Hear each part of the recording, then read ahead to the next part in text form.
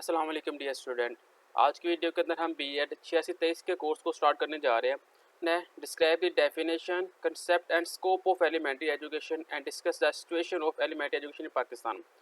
कि अपनी इब्तदाई तलीम की तारीफ़ करनी है, नीज़ इब्तदाई तलीम की वसअत व माहियत को तफसील से बयान करना है और पाकिस्तान में एलिमेंट्री तलीम की सूरत हाल पर बहस आपने करनी है। ये सब इब्तदाई तलीम, सबसे पहले इसकी आ जाएगी डेफिनेशन। एक पाकिस्तानी मुहक्किक था खालिद, उसके मुताबिक कहते हैं इब्तदाई तलीम जो सी है जिसे हम एलिमेंट्री एजुकेशन के नाम से जानते हैं, ये पहली जमात से लेकर 8वीं जमात तक की तलीम होती है।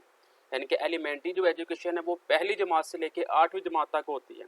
इसके दो मरहले हैं। पहला मरला है पहली से 5वीं जमात तक, इसे हम कहते हैं प्राइमरी, और 6ठी से 8वीं तक को हम कहते हैं मिडल। पाकिस्तान में जो एलिमेंट्री एजुकेशन इसके दो हिस्से हैं, पहला है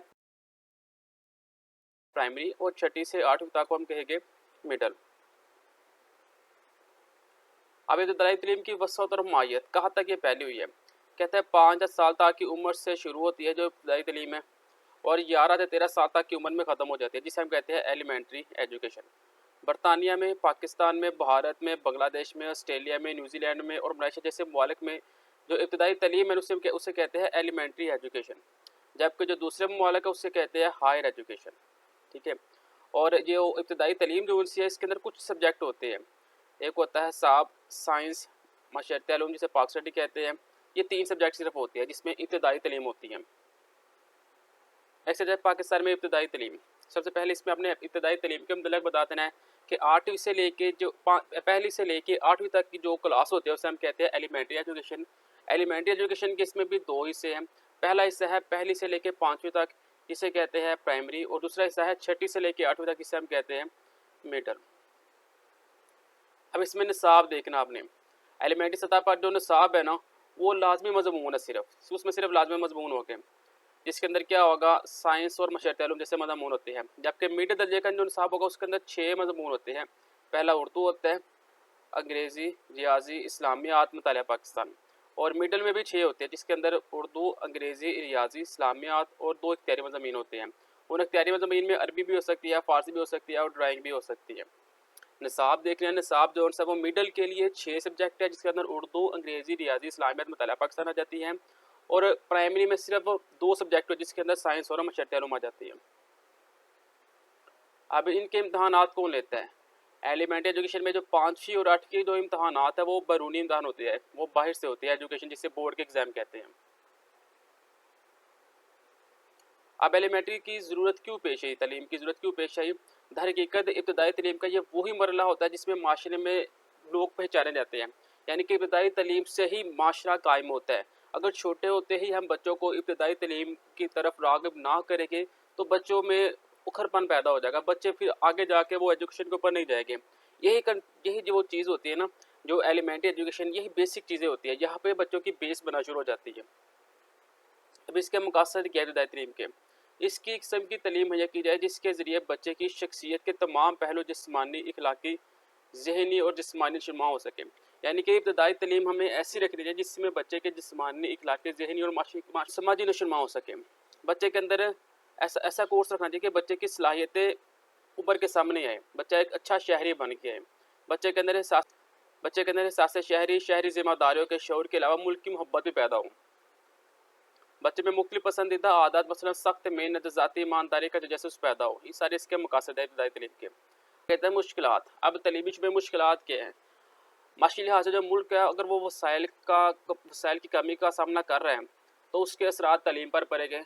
तलीम पर पड़ेंगे तो उसके साथ वो उस्तादा पर भी पड़ेंगे। उस्तादों को जब पेमेंट तनहा नहीं मिलेगी तो उनको में पढ़ाने का जो जज्बा है, पढ़ाने की जो तरगीब है, पेशा जो काबिलियत है, उसमें वो कमी आने लग जाएगी।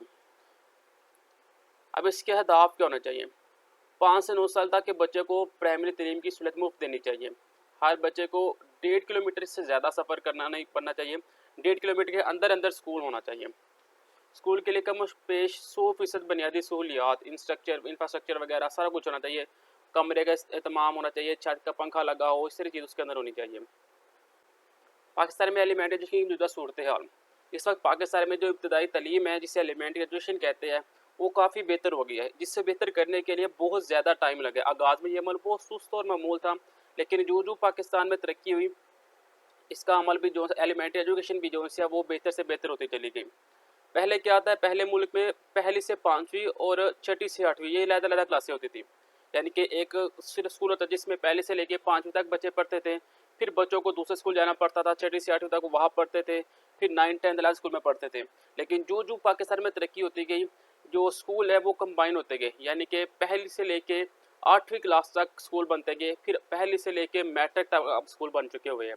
यानी कि जो पाकिस्तान में तरक्की हुई है, एलिमेंट्री का जो सिस्टम है वो बेहतर से बेहतर होता चला गया है। आगे क्वेश्चन नंबर 2 आ जाता है कि आपने रोल बताना है प्राइवेट और पब्लिक सेक्टर का एलिमेंट्री एजुकेशन के अंदर। और जो क्वेश्चन नंबर 2 है वो सारा क्वेश्चन नंबर 1 ही इसके अंदर आ जाएगा।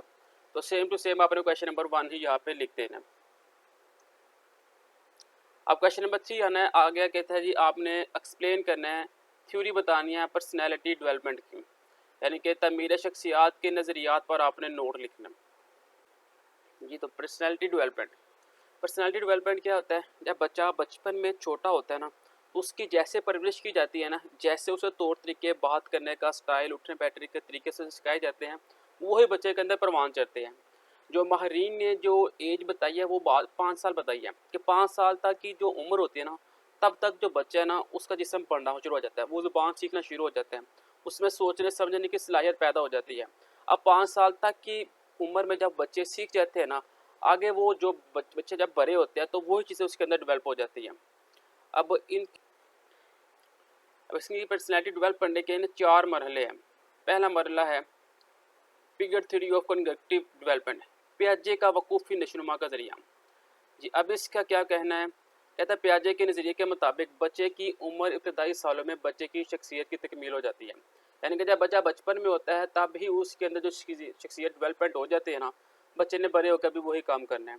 अब इस पिजन ने जो अपनी थ्योरी पेश की ना, इसने इसको 4 हिस्सों के अंदर डिवाइड किया। पहला इसने रखा सेंसरी मोटर स्टेज, हंसी हर की दर्जा। कहते हैं पैदाइश से 2 साल तक, जब बच्चा पैदा होता है तब से लेकर 2 साल तक पैदाइश के बच्चे की जो फौरी नशोनुमा शुरू हो जाती है, मगर वो आहिस्ता आहिस्ता और तसलसल के साथ बड़ा होता है। नज़र नहीं आती लेकिन बच्चा अंदरूनी तौर पर अपने आप को मजबूत कर रहा होता है। कहता है जब बच्चा पैदा होता है तब से 2 साल के अंदर तक बच्चे के अंदर चीज़ें डेवलप होना शुरू हो जाती हैं, जो बज़ाहिर नज़र नहीं आती, लेकिन बच्चा अपने जिस्म को मजबूत करता जाता है।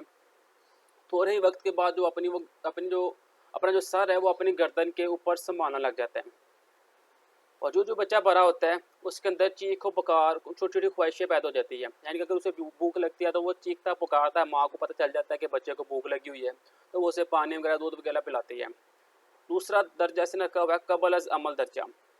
वो अमल कितना है, वो यानी कि 2 साल से लेकर 7 साल तक बच्चे की जो नशुमा होती है ना, वो उसे दर्जा दिया गया है कबल अज अमल दर्जा। इसमें क्या होता है, इसमें बच्चे की जो माहियत है, इनकी ज़ाहिरी शक्ल सूरत जो उनसे वो तब्दील होने लग जाती है। अब बच्चा जो उनसे वो तस्वीरें बना सकता है, कहानियाँ सुना सकता है, बात करने लग जाता है। जो तीसरा दर्जा है वो ठोस अमाल का दर्जा। 7 साल से लेके 11 साल तक के जो बच्चे हैं, इसकी नशोनुमा में काफ़ी चेंज आ जाता है। अब क्या होता है, अब बच्चा जो इंसान वो गेंद पकड़ लेता है, उससे थ्रो कर सकता है। अब उस गेंद की पहचान करता था, गेंद में और पत्थर में पहचान कर सकता है। वो अपने माँ बाप, बहन भाई, चचा मामू खाला, उनके दरमियान जो इंसान वो फ़र्क हल्का हल्का करने लग जाता है। उनके नाम उनके ज़हन में आ जाते हैं, शक्ल उसके अंदर बन जाती है, वो खुद देखकर उसका नाम बताने लग जाता है। तो लास्ट पॉइंट आ जाता है फार्मल ऑपरेशन दर्जा। 11-12 साल तक की जो बच्चे होते हैं ना, वो ज़ुबान सीख जाते हैं, उनके अंदर सोचने की सलाहियत पैदा हो जाती है। यानी वो अच्छे बुरे में फ़र्क महसूस करने लग जाते हैं, वो बेहतर वसाइल के लिए अपने आप को आगे बढ़ाने के लिए शुरू हो जाते हैं। तो दूसरा है वो है Kohlberg theory of moral development. Kohlberg का क्या कहना है, गुलबर्ग ने अपनी जो थ्योरी है उसको 3 हिस्सों में तकसीम किया। जो पहला हिस्सा है उसे नाम दिया गया रस्मी इखलाल इस्तेदाल से पहले का मरला, यानी कि प्री कन्वेंशनल लेवल। अब इसने प्री कन्वेंशनल लेवल के अंदर इसने 2 हिस्से रखे। एक इसने रखा वो माल पर सज़ा मिलती है, और दूसरा इसने कहा वो माल पर सज़ा नहीं मिलती। अब इसका कहना था कि 6 साल तक की उम्र का जो टाइम है ना, उसमें बच्चे ये समझ आते हैं कि मैंने अगर बुरा काम किया तो मुझे उसमें सज़ा मिलेगी, और मैंने अगर अच्छा काम किया तो मुझे उसके ऊपर शाबाशी मिलेगी। यानी कि 6 साल तक की जो उम्र है ना, वहाँ पे बच्चा जो है वो सेंसिटिव, काफ़ी हद तक सेंसिटिव हो जाता है। दूसरा रहता है रस्मी खिलाफ इस्तेदाल, कन्वेंशनल लेवल। अब प्याजे और दिगर माहिरीन के मुताबिक ये जो मरहला था ये तीसरा था, लेकिन गुलबहर के मुताबिक ये दूसरा मरहला है। इसके अंदर क्या था, इसके अंदर भी 2 हिस्से तकसीम किए गए इसको। पहले से में कहा गया कि जो बच्चे हैं ये इस एज के ऊपर आ जाते हैं कि ये माशरे में जो चीज़ अच्छी हो रही हो ना, और जो दोस्तों के साथ अगर बैठे हुए हैं तो दोस्त कहते हैं यार ये चीज़ अच्छी है, तो ये समझते हैं जी ये चीज़ अच्छी है। और अगर दोस्त कहे ये चीज़ गलत है तो ये भी समझ लेते हैं ये गलत है। यानी ये अपने आप में डिसीजन मेकिंग नहीं कर सकते, अपने आप से साथ फैसला नहीं कर सकते। ये वो मरहला होता है जिसमें ये जिसके पीछे लगाना था ये लग जाते हैं। तीसरा मरहला आ जाता है रस्मी खिलाफ इस्तेदाल के बाद का मरहला, इनका पोस्ट कन्वेंशनल लेवल। अब पियाजे और दूसरे साइंटिस्ट के मुताबिक ये जो फॉर्मल पेशेंट है यानी कि चौथा मरहला था, लेकिन गुलबर्ग के मुताबिक ये दूसरा मरहला है। इस मरहले में ये कहता है इस मरहले में बच्चे को इतना शऊर हो जाता है कि वो एक दूसरे के अखलाक को जान देता है, यानी कि वो माशरे के अंदर अच्छे और बुरे अखलाक को जान जाता है और उसे समझ लग जाती है कि भाई इसके अगर अखलाक अच्छे हैं तो ये एक अच्छा इंसान है, अगर इसके अखलाक अच्छे नहीं हो तो ये बुरा इंसान है। यानी कि तीसरे मरहले के अंदर ही गुलबर्ग के मुताबिक वो अच्छी और बुरी चीज़ के में पहचान कर सकते हैं। तो जो ये नेक्स्ट जो जोन है ये इम्पोर्टेंट नहीं है, ये एक प्याजे का और दूसरा गुलबर्ग का, ये दो इम्पोर्टेंट थे। तो आपने सिर्फ ये दो ही करने हैं, इसके अलावा आपने ये नहीं करना। ये तो नेक्स्ट आ जाता है एक्सप्लेन करना अपने इंस्ट्रक्शनल टेक्नोलॉजी और काइंड बतानी है आपने ऑडियो वीडियो एड्स की और नॉन प्रोजेक्ट एड्स की। तो इंस्ट्रक्शन टेक्नोलॉजी, अब उसका सवाल ये भी बन सकता है give a detail expression of instruction technology used at elementary level. Elementary level के ऊपर कौन कौन से तरीके ऐसे हैं जिसके मुताबिक आप पढ़ा सकते हैं। तो instruction technology is a systematic process of applying modern technology to improve the quality of education. Education को बेहतर तरीके के साथ एक नई टेक्नोलॉजी के साथ बच्चों के सामने पेश करना, ये इंस्ट्रक्शन टेक्नोलॉजी कहलाता है। अब इसका पर्पज़ क्या है, इसका क्या है, to achieve highest level of efficiency understanding in education. Education को एक बेहतर तरीके के आसान तरीके के साथ बच्चों के सामने पेश करना, ये होता है इंस्ट्रक्शन टेक्नोलॉजी का पर्पज़ है। अब इंस्ट्रक्शन टेक्नोलॉजी कौन कौन सी हो सकती है। पहला है projection aid. Projection aid means के visual aid show on the screen by use of machine such as project आप लेके लगा के उस स्क्रीन के ऊपर बच्चों को आप समझा सकते हैं। दूसरा जाता है पावर पॉइंट स्लाइड, आप पावर पॉइंट स्लाइड का सहारा ले सकते हैं। नेक्स्ट आ जाएगा transparency, 10x10 inch printed sheet, teacher standing by side और front and have to face interaction. यानी कि एक ट्रांसपेरेंट शीट आप प्रिंटेड शीट आप वाइट बोर्ड के ऊपर लगा के उसके सामने खड़े हो गए या फिर उसके साइड पे खड़े होकर आप बच्चों को समझा सकते हैं। ओवरहेड प्रोजेक्ट वो जो क्लास में यूज़ होते हैं है with the help of light के ज़रिए जो प्रोजेक्ट इस्तेमाल होते हैं आप उसके ज़रिए बच्चों को समझा सकते हैं। फिल्म, आप बच्चों को कोई नॉलेज वाली फिल्म दिखा सकते हैं, उससे बच्चों को कुछ सीखने का मौका मिल सकता है। ओपेक प्रोजेक्ट उनसे होते हैं रिक्वायर्ड डार्क रूम, हर क्लास में हर तरफ अंधेरा होता है। Can a lot the stuff being shown can show a lot of material at same time। एक क्लास के अंदर आप अंधेरा करके प्रोजेक्ट के जरिए आप बच्चों को काफ़ी ज़्यादा मटेरियल समझा सकते हैं। डिजिटल प्रोजेक्ट हो सकते हैं जिसके अंदर लैपटॉप वगैरह आ सकता है, आप लैपटॉप के जरिए बच्चों को समझा सकते हैं, पीसी के जरिए समझा सकते हैं। नेक्स्ट आ जाएगा non project aid. Non project aid वो which do not required light और इलेक्ट्रिसिटी, वो प्रोजेक्ट जिसमें लाइट का इस्तेमाल नहीं होता, अब बिना लाइट के भी आप बच्चों को पढ़ा सकते हैं। वो क्या होगा, फोटोग्राफ्स, आप बच्चों को पिक्चर दिखा के भी समझा सकते हैं, फ्लैश कार्ड, चार्ट या मैप वगैरह के जरिए बच्चों का समझा सकते हैं, ड्राइंग कार्टून के जरिए हम समझा सकते हैं, poster chart, film chart, graphic chart, marker boards, bullet boards, इन चीज़ों के जरिए आप बच्चों को समझा सकते हैं। मार्कर बोर्ड तो आपको आइडिया होगा कि वाइट बोर्ड वगैरह, और बुलेट बोर्ड वो होता है जो नोटिस बोर्ड होता है जिसको आप पिनों के जरिए कोई आपने नोट्समेंट करनी हो, कोई बच्चों को डेट शीट वगैरह लगानी हो तो आप नोटिस बोर्ड के ऊपर लगा देते हैं, बच्चे उसे देख के समझ जाता है कि हमारे एग्जाम स्टार्ट हो रहे हैं, उससे बुलेटिन बोर्ड भी कहते हैं। नॉन प्रोजेक्ट 3 डिमेंशन एज के ऐसा प्रोजेक्ट जिसमें आप 3 डिमेंशन चीज़ें देख सकें, यानी कि अगर आप लेफ्ट राइट तरफ से देखें तो आपको पिक्चर जो है वो वाज़िह तौर पर नज़र आएगी। अब इसके 3 काइंड है। पहली है solid model made with plaster of Paris would. Solid model means के आप इसको कैसे में आ सकते हैं, आप इसको प्लास्टर के ज़रिए या फिर कोई लकड़ी या कपड़े के पेपर के जरिए भी आप इसके बना सकते हैं। नेक्स्ट आ जाएगा cut way and x-ray model, difficult to make in classroom like model of human body. आप क्लास के अंदर है ह्यूमन बॉडी नहीं बना सकते, वो आपके लिए मुश्किल है। वर्किंग मॉडल, वर्किंग थिंग और फॉर इंस्ट्रक्शन मोटर जनरेटर वगैरह, आप बच्चों को कोई ऐसी सरगर्मी बना के देगा जिसके अंदर बच्चों को खुद भी हिस्सा लेने का मौका मिले। आप उन्हें मोटर के मतलब बता सकते हैं, जनरेटर कैसे बन सकता है आप उसके मतलब बता सकते हैं, इस तरह इसके अंदर आ जाएगा। जो नेक्स्ट आ जाता है डिफाइन करना अपने इंपॉर्टेंस ऑफ करिकुलम डेवलपमेंट। आप निसाब को कैसे डेवलप कर सकते हैं और निसाब साजी के अमल की अपने वजाहत करनी है। निसाब से क्या मुराद है, अंग्रेजी ज़ुबान में निसाब को कहते हैं करिकुलम। करिकुलम लतीनी ज़बान का लफ्ज़ है जिसका मानी है रास्ता, पाथवे या रनवे। निसाब के लिए मनहाज का लफ्ज़ इस्तेमाल करते हैं जिसके लफ्ज़ी मानी है रस्ते के हो। गोया निसाब एक ऐसा है जिस पर गामजन होकर कोई कौम अपने मंजिल की तरफ बढ़ती है। मुख्तलिफ साइंटिस्ट की रूप से निसाब की डेफिनेशन है वो तमाम कुछ जो स्कूल तलबा को एक मनसूबे हदायत के मुताबिक पढ़ाता है ताकि तलीम का मकासद हासिल किया जा सके, निसाब कहलाता है। वो तजर्बात जो स्कूल की रहनुमाई में तलबा की तलीम के लिए बतौर मनसूबा पेश किए जाते हैं, निसाब कहलाता है। ये साइंटिस्ट की रूप से कुछ डेफिनेशन है। अब निसाब की अहमियत क्या है? निसाब की अहमियत ये है कि हम क्लास के अंदर कौन सा निसाब पढ़ाने जा रहे हैं, उस निसाब को आपने देखना कि जो निसाब हम पढ़ा रहे हैं बच्चों को इससे क्या फ़ायदा मिलेगा। यानी कि अगर हम मैथ का काम करवा रहे हैं तो आपने मैथ के अंदर वो चीज़ें रखनी हैं कि जो बाद में बच्चों को फ़ायदा दे। यानी कि अगर आप 5 क्लास का मैथ का निसाब तैयार करने जा रहे हैं तो 5 क्लास के मैथ के अंदर आपने वो चीज़ें याद करनी है, प्लस माइनस डिवीजन और सब्ट्रैक्शन। ये 4 चीज़ें आपने लाजमी तौर पर ऐड करनी है क्योंकि इन 4 चीज़ें ये बेसिक चीज़ें होती है। जब ये 4 चीज़ें आप ऐड अप कर देंगे तो नेक्स्ट क्लास में जब बच्चे जाएंगे तो बच्चे में इतनी काबिलियत हो जाएगी कि वो चीज़ों को प्लस माइनस करना सीख जाते हैं। अब दीन साहब का साजे का जो अमल है वो हम कैसे करते हैं?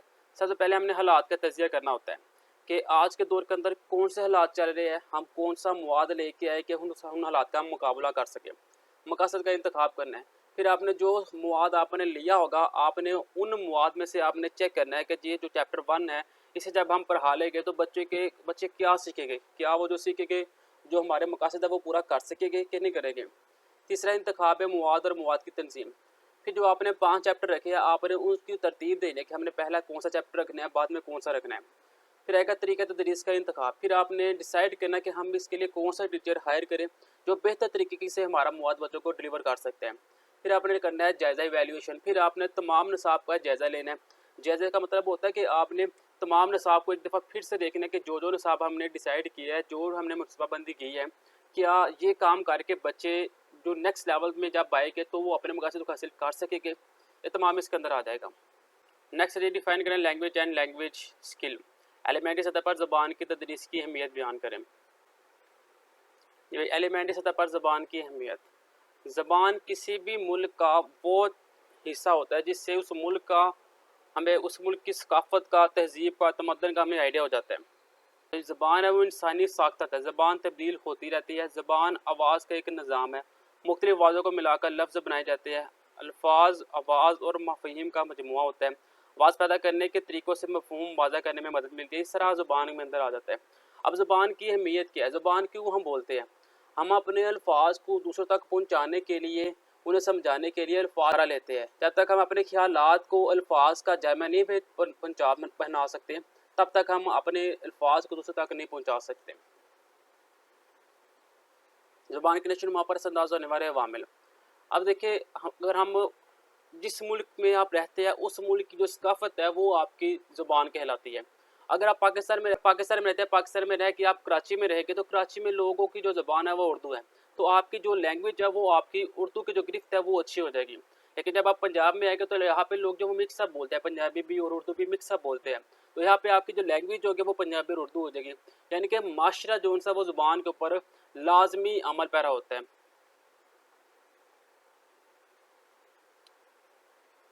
ज़हानत में इख्तलाफ। बच्चे जो उनसे जो ज़हीन होते हैं वो जल्दी ज़बान को समझ जाते हैं, जो ज़हीन नहीं होते वो आहिस्ता आहिस्ता बच्चे सीखते हैं।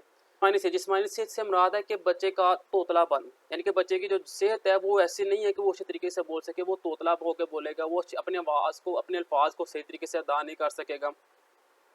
ये तमाम इसके फैक्टर आ जाते हैं। नेक्स्ट है defined and explain process of classroom management in elementary school and also problem face by a teacher. सबसे पहले आपने क्लासरूम की मैनेजमेंट को अपने बताना है कि आप क्लासरूम को किस तरह से बेहतर बना सकते हैं। तो क्लासरूम मैनेजमेंट बिलाशुबा एक मुश्किल सवाल है कि वो कौन से तरीके या असूल है जो एलिमेंट्री सतह पर क्लासरूम में इंतजाम कायम करने के लिए इस्तेमाल किए जा सकते हैं।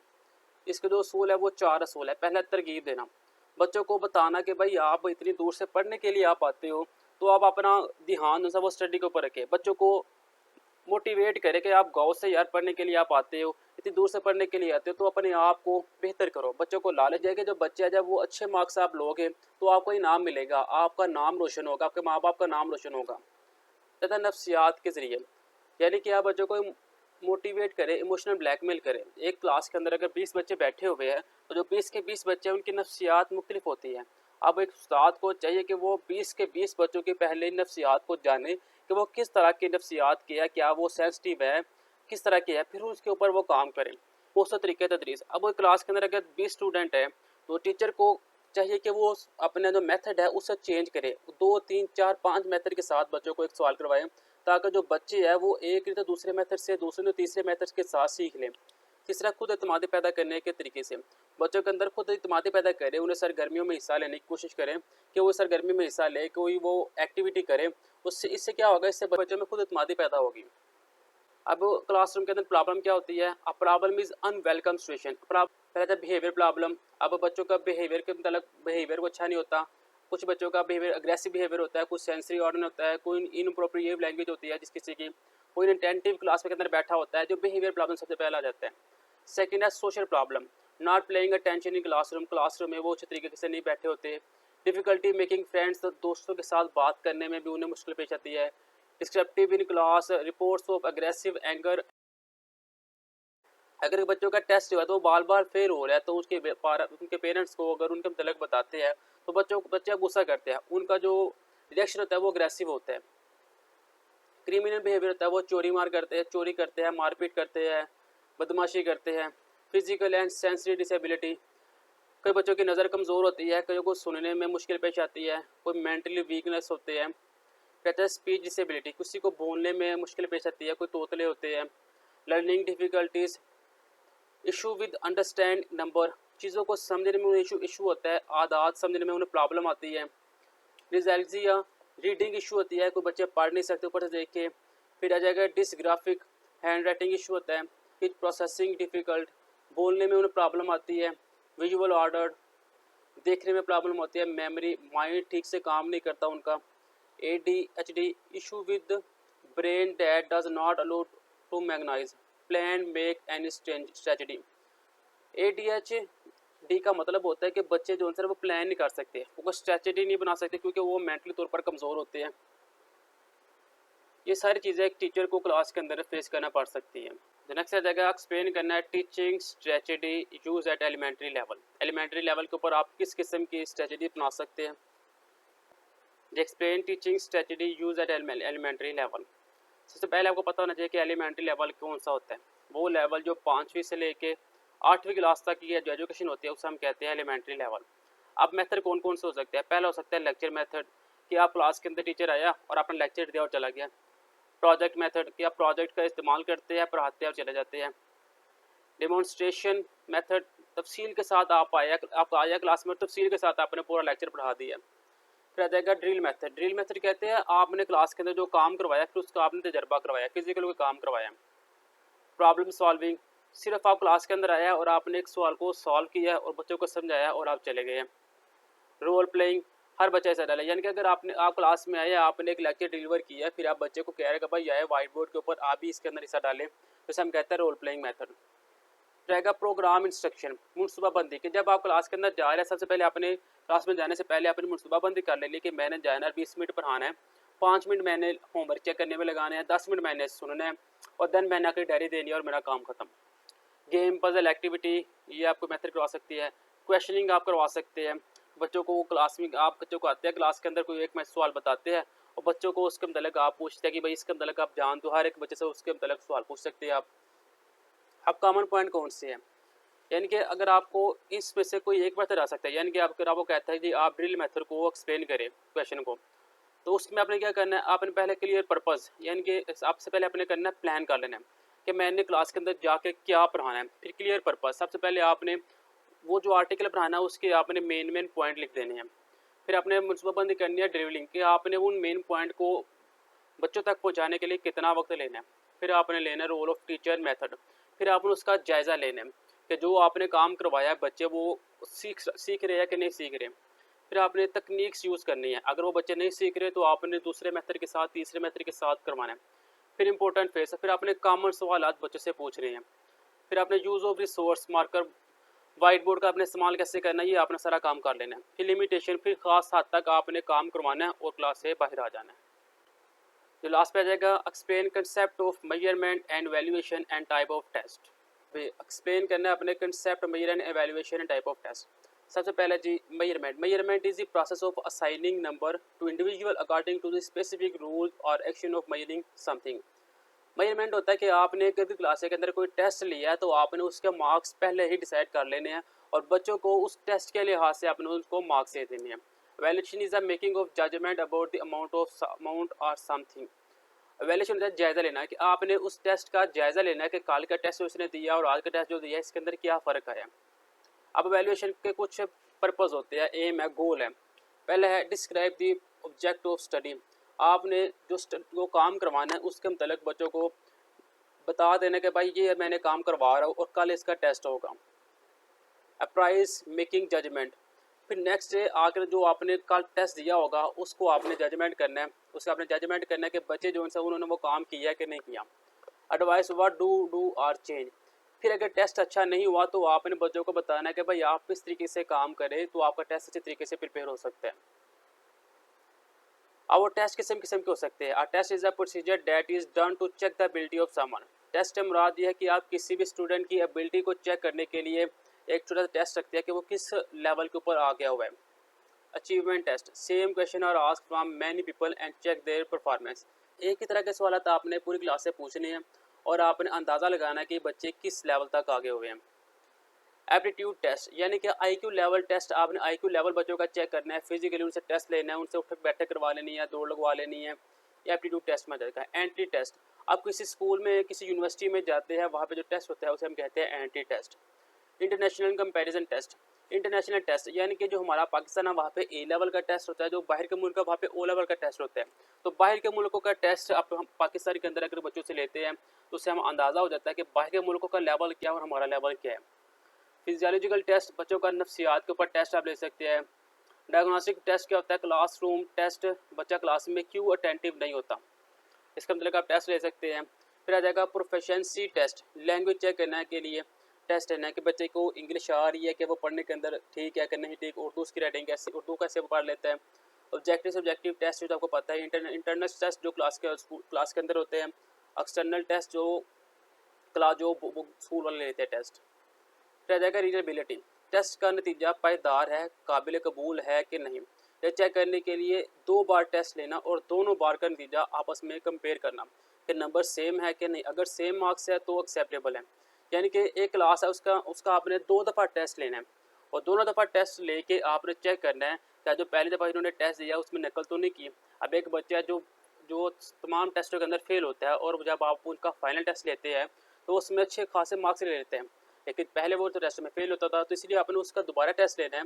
फिर दोनों टेस्ट को आपने कंपेयर करना है कि ये काबिल कबूल है कि नहीं है। वैलिडिटी यानी कि टेस्ट का जो रिजल्ट आया है वो लॉजिकली एक्सेप्टेबल है कि नहीं। 2+2=4 है, इसको डिफाइन करना है, यानी कि आपने एक बच्चों को छोटे हुए ये रूल बता देना कि भाई 2+2=4 है। अब क्लास के अंदर उसे आपने ये रूल बच्चों को समझा दे कि भाई 2+2=4 है, लेकिन जब वो बच्चा बाहर किसी दूसरे स्कूल में जाएगा तो वहाँ पे अगर उससे पूछा जाएगा 2+3 तो कहेगा 5। तो इसका ये मतलब हुआ कि जो 2+2=4 जो है वो हमने जो क्लास के अंदर सीखा है वो सिर्फ क्लास के अंदर तक का जो फार्मूला था। अब 2+3=5 होता है, मीन्स कि जो बच्चे का कंसेप्ट है वो ठीक हो गया हुआ है। अब ये थे हमारे पास 10 क्वेश्चन थे। अगर आप इन 10 क्वेश्चन को अच्छे तरीके से प्रिपेयर कर लेंगे तो उम्मीद है इंशाल्लाह 8 क्वेश्चन तक तो आपके बिल्कुल क्लियर हो जाएगी। सवाल यही होते हैं, बस ये थोड़ा सा वो चेंज करके वो आपको देते हैं। इंशाल्लाह नेक्स्ट वीडियो में मिलेंगे, तब तक के लिए दे इजाज़त। अल्लाह हाफ़िज़।